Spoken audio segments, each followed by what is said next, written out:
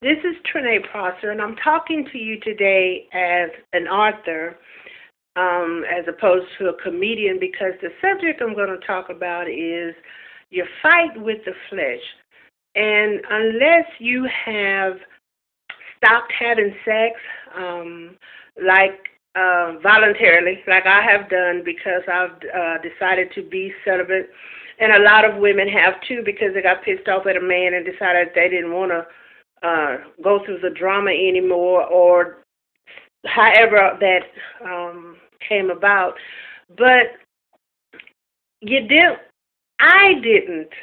I didn't realize how hard it would be when the flesh came up and started craving that area that was missing. And the main reason I'm sharing this with you is because I want you to be successful. Because if I can overcome it, then you can overcome it. But let me tell you how.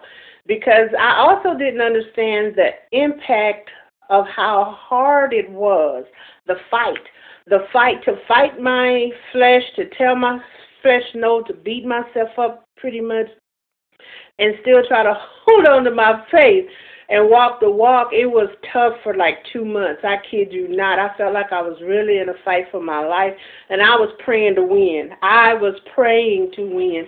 And because I didn't want to let God down, and I didn't want to end up in jail. I didn't for raping somebody.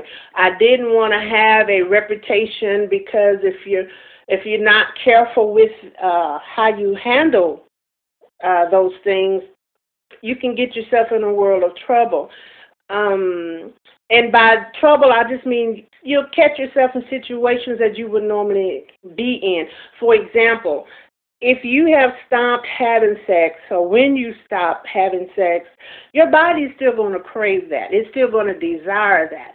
And it seemed like every Tom, Dick, and Harry comes out of the woodwork, and all of a sudden as if you got some kind of magnet now, you're a chick magnet now, and they're coming out of the woodwork. And actually, it's a test, okay? It's a test.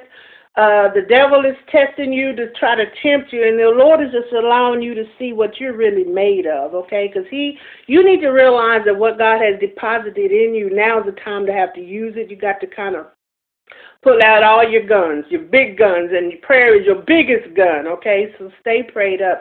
But you may find yourself, if you're not careful, intimate with a guy that has none of the qualifications you desire in a man.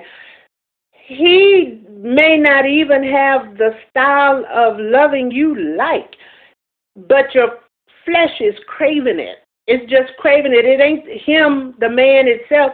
It's just craving that activity of being fed by the flesh, that 5-minute, 10-minute moment of pleasure.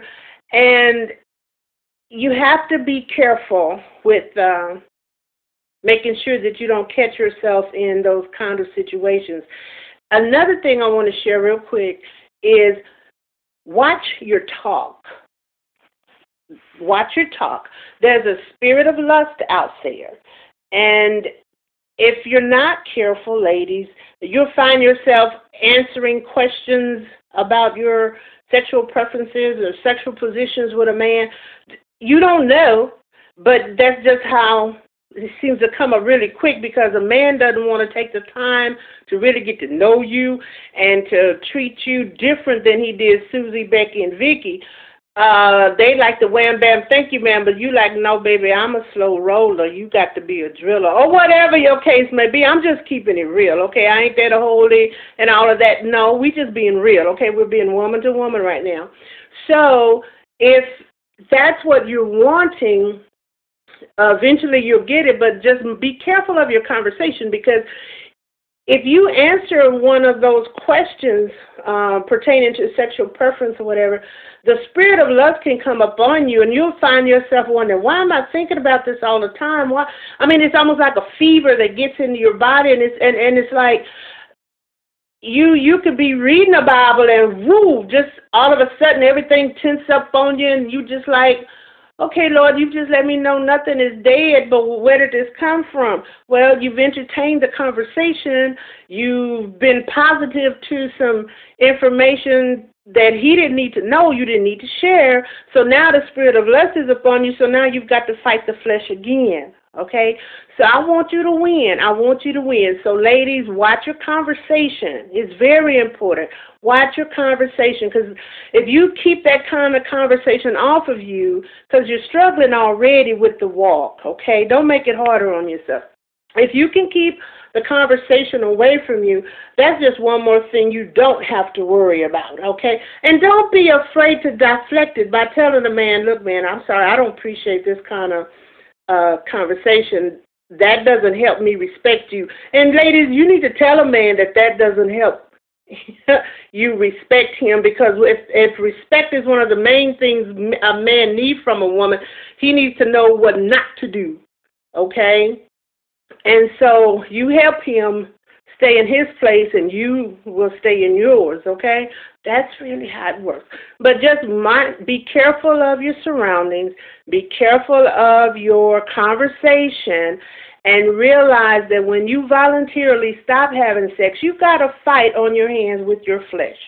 But you can win. You can win. You can overcome, because the Word already told you that you are an overcomer. God has already told you that you're more than a conqueror. But those are the things that you're going to have to keep saying to yourself to encourage yourself and to fight it. But you can win. It may seem like you're not going to win, but you can win. You can win. If I overcame it, and I'm going on 15 years now being celibate, and I ain't trying. Oh, honey, wait. Okay, let me stop right there. Don't clap. I'm tired. I'm not trying to get to nobody's magic number. It just has been that long. That's all it is. It's just been that long. When I had to sit down and really think about it, I counted it up and was like, oh, my. But as you notice, I haven't stopped living, haven't stopped growing in my walk, I haven't stopped growing in my gifts or anything like that. So I haven't been a hermit, but and you shouldn't either, okay? You shouldn't either. But you can win the fight of the flesh, and just watch your conversations. Don't get yourself into a trap where the enemy wants you to make you think that you need to be intimate with this guy because he's making you feel good. No, your flesh is just reaching out trying to get to what's familiar, but he's not familiar with you. Okay, the person's not familiar with you. Your flesh is just familiar with the act. It's just trying to get back into the act, to get you back into the groove. You can beat it. You can do it. You can win it, and I want you to win in Jesus' name. Y'all go have a blessed day, okay? All right, bye-bye.